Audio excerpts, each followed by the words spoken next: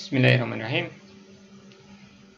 Alhamdulillahirabbil wassalatu wassalamu ala asrofil anbiya'i wal mursalin wa ala alihi wa ashabihi ajmain. Amma ba'du. Kita akan mulai bab baru di dalam buku, walaupun bahasannya adalah bahasan berikutnya dari ruang vektor. Kemarin atau sebelumnya kita membahas perubahan basis. Ya. Kalau kita lihat perubahan basis adalah sudut pandang lain dari suatu vektor. Dari sudut pandang pertama ke sudut pandang kedua. Secara informal bisa kita bilang seperti itu. Mathematically acuan. Kita mandang dari mana, itu namanya acuan. Ya. Nah, acuan dalam vektor itu adalah basis, karena vektor itu dibentuk dari basisnya. Ya, masih ingat kan ya? Sehingga kita bisa acu, kita bisa pindahkan basis atau perubahan basis. Di mana hal yang ada dalam perubahan basis adalah adanya matrik transisi. Jadi ada perpindahan basis.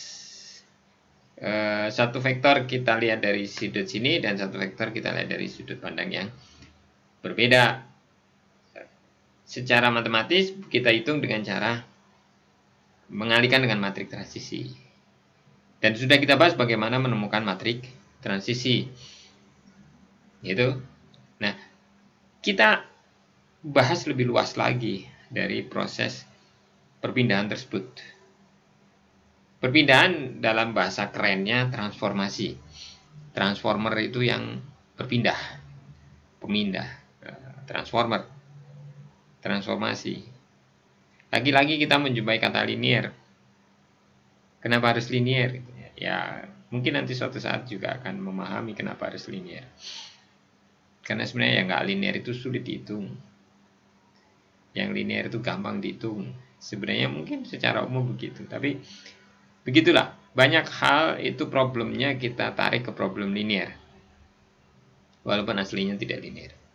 Tapi kita baru belajar dan kita baru akan mengenal banyak hal. Dan satu hal dari yang banyak itu adalah ini, yaitu adanya transformasi atau perpindahan linear. Jadi kita sudah mulai bicara masalah perpindahan. Seperti contoh-contoh di ruang vektor dan lain-lain. Dan tinjauan kita adalah vektor, dan tinjauan kita adalah ruang vektor. Dan tinjauan kita juga adalah basis.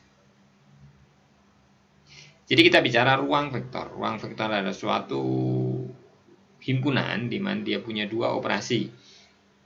Ya kan? Himpunan berarti ada isinya dan ada operasi. Jadi isi dari himpunan itu tidak diam, tapi ada operasi. Nah, kita bicara itu. Nah, sekarang kita bicara transformasi perpindahan vektor dari satu ruang ke ruang lain. Kalau kemarin kita hanya bicara basisnya, nah sekarang kita bicara perpindahan, dan perpindahan itu dari ruang ke ruang. Dan kita akan bahas khusus bab mengenai transformasi linear. Saya nggak hafal, tadi saya cek sekitar 20 halaman lebih untuk kita belajar ini. Nah, kita bicara masalah transformasi sama dengan bicara masalah perubahan basis. Di sana ada matrik transisi. Ingat, ada matrik transisi. Nah, kita ambil sekarang matrik transisinya saja. Bisa diikuti? Ya. Nah, dan kita lihat sifat perpindahannya.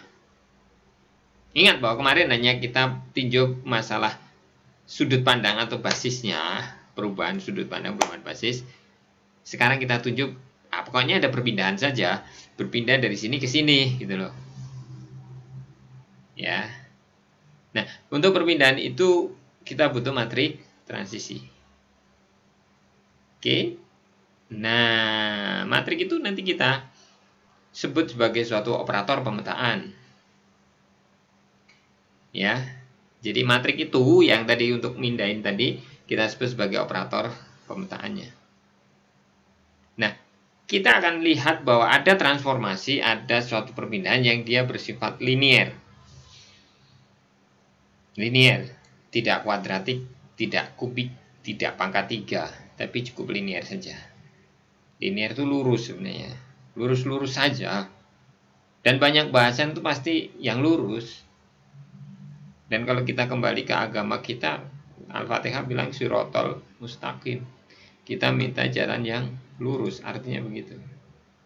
Ya, jalan yang lurus. Jadi yang linier, yang lurus-lurus saja, nggak lengkung-lengkung itu dalam matematika pun menjadi bahasan, dan hampir semua problem yang lengkung-lengkung yang tidak linear kita bawa ke linear.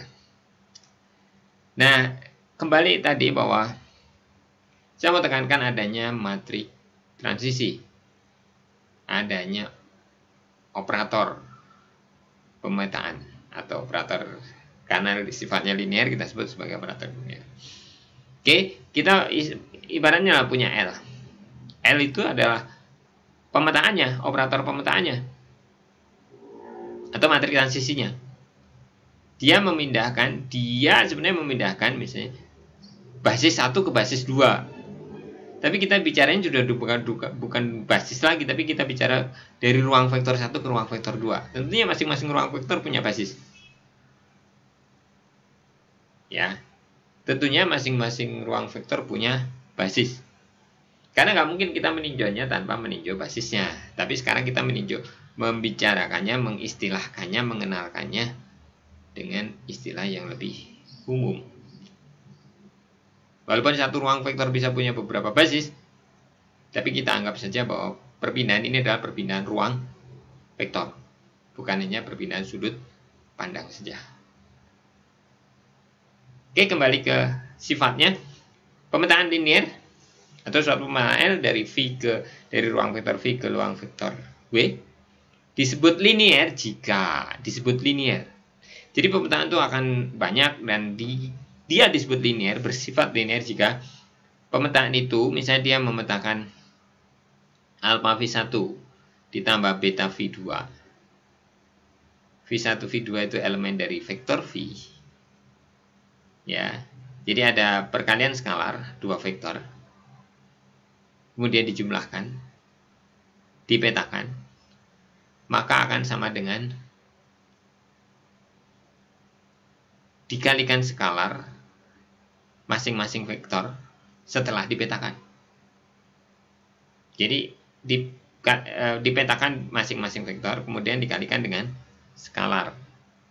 Dari skalar pertama ditambah vektor yang kedua, dipetakan, dikalikan.